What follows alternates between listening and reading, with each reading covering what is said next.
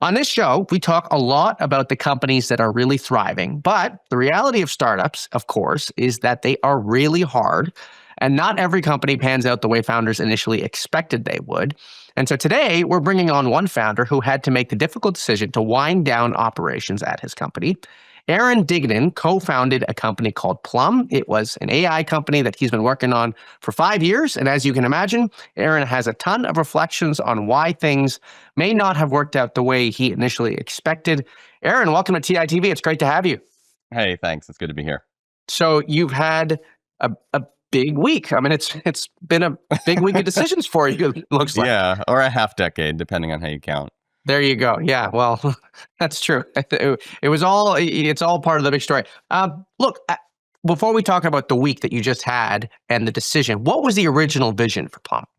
Yeah, the core vision here is you see tools like N8N, the open AI agent builder that just came out, Gumloop and others automating processes and tasks and work with AI. And our thesis was, while there are many people in the world that will take the time to learn how to do that, it's quite technical, no matter how no-code it is. And it would be amazing if there were kind of a Substack for AI workflows where you could subscribe to someone else's creation that would then automate and customize something in your business life. And so that's kind of the mission that we ran against. Got it. And so you had that mission. Why did you decide ultimately to wind things down this week?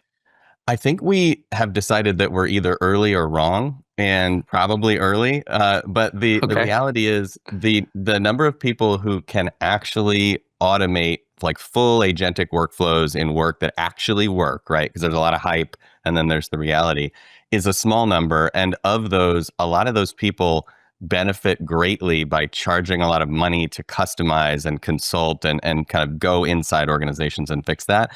So we really had an inability to build a creator economy side of this equation. Lots of people want to subscribe to solutions, but there weren't enough people that were willing to create something that they share at a low enough price point to create a whole marketplace effect right now. So I think we're just still in the early innings of what agents and agentic workflows are going to do, and we think that that marketplace may come to fruition later down the road. And so, from your end, as you reflect on this, was this more of a technical challenge that really dominated, or was it a business model challenge? I think it's a business model challenge. We were able to invent the technology. I mean, things like meta JSON schema that allow you to actually share a workflow with thousands of other people. But the challenge was more, is the market there? Is the business model right? How do you kind of optimize those lines? And while we felt like we were very close, from a like line of sight to venture scale perspective, we just couldn't quite see it. And so we're still really committed to the space. We're still really interested in AI automation as a valuable place to play. We just felt like we needed to like wipe the slate clean and think about it fresh. How many employees did you have at the company? 7 people, really like a lean kind of 0 to 1 team. Yep. Okay, and what's in store for the team now? Are you guys going to try to start a new startup? I mean, have you started talking about who's going to hire these people? What's the response been? It's been a very weird week. So I tweeted about our lessons learned and about the shutdown, day before yesterday. And we've had over 100 inbound AI companies looking after the team. So basically everybody but Sam has DM'd me and been like, hey, what's next? So we're filtering and sifting through all that. And we hope to find a good place to keep this band together because it's an incredible team. So that's job 1. And then, job 2 might be to hang a shingle and try again. And so are you going to take your hand again at an AI startup? Are you going to start something new? I think we will. Yeah. The question is whether we do that right away or if we find a place to kind of rest and exercise some of the skills that we learned before we do that. But I'm a multi-generational entrepreneur and this is my 4th or 5th thing. So I'm definitely going to get the itch again soon. Right. I do want to talk to you broadly. I mean, you've been in this ecosystem for a while here. You have made the difficult decision to wind things down and maybe start fresh. This is something that we don't hear a lot about in Silicon Valley not because it doesn't happen, but because when it does happen, few people want to talk about it, and it's an emotional decision. Yeah. I wonder, we have all of these AI startups. Not all of them are going to work out. Most won't. Most, yeah, exactly. And we're not going to hear about the times when they don't work out because they'll sort of quietly fizzle out. You know, I guess what I'm trying to get is, have you seen a paradigm shift at all? Is it becoming more sort of accepted to sort of talk openly about the times when things don't work out?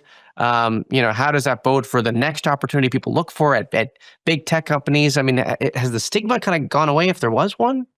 I think that the market is ahead of people's mental models on this one. So you would think shutting down, struggling to succeed in what you set out to do would come with some judgment. I have heard nothing but support from the broader community. I mean, it's, hundreds of comments and they're all supportive. So that's unusual on X just in general.